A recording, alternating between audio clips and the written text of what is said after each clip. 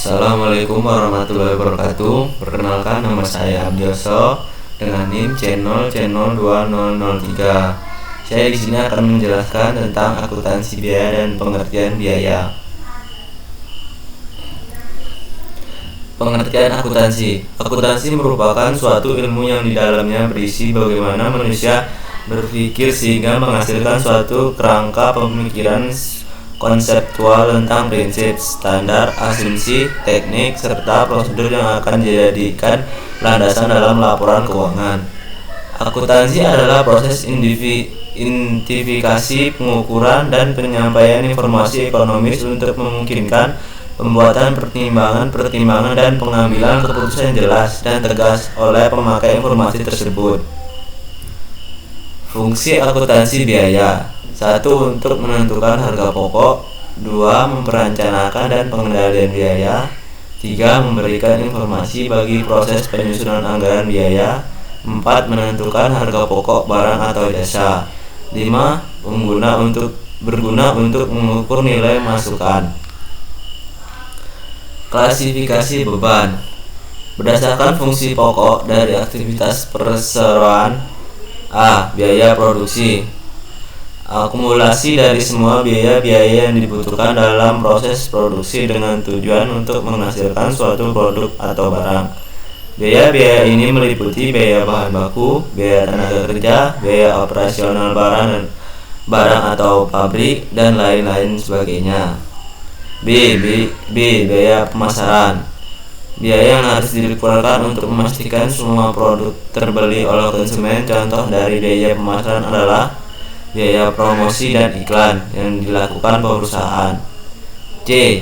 Biaya administrasi dan umum: biaya-biaya yang digunakan untuk mengkoordinasikan kegiatan produksi dan pemasaran produk, misalnya biaya gaji karyawan, overhead kantor, dan biaya terkait lainnya.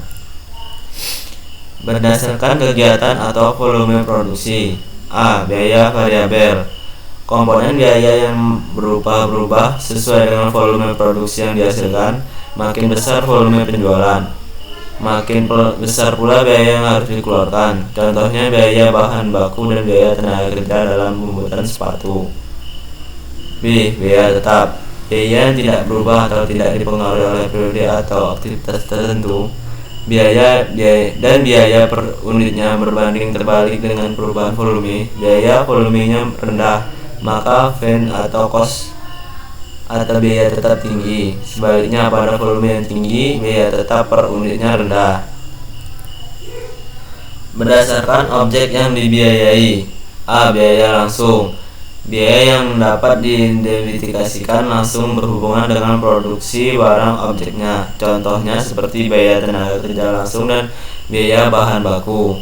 B. Biaya tidak langsung: biaya yang tidak dapat diidentifikasikan langsung dengan proses produksi secara keseluruhan. Contohnya biaya listrik, penyusutan mesin, upah mandor, dan biaya administrasi pabrik.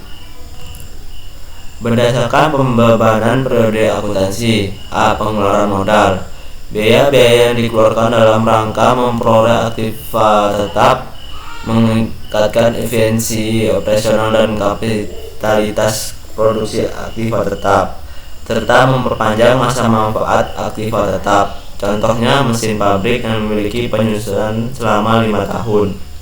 B. Pengeluaran penghasilan: biaya-biaya yang hanya akan memberikan manfaat dalam periode berjalan, sehingga biaya-biaya yang dikeluarkan tidak akan dikapitalisasi sebagai aktiva tetap di neraca, melainkan akan langsung dibebankan sebagai beban dalam pelaporan laba rugi periode berjalan di mana biaya tersebut terjadi atau dikeluarkan.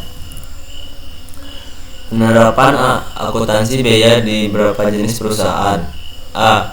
Akuntansi biaya perusahaan jasa: seperti yang kita ketahui, perusahaan jasa memiliki karakteristik yang berbeda dengan perusahaan dagang dan manufaktur yang menjual barang dagang atau memproduksi barang dagangnya. B. Akuntansi biaya perusahaan dagang: kegiatan utama perusahaan dagang adalah melakukan penjualan produk yang telah dibeli oleh perusahaan kepada konsumen.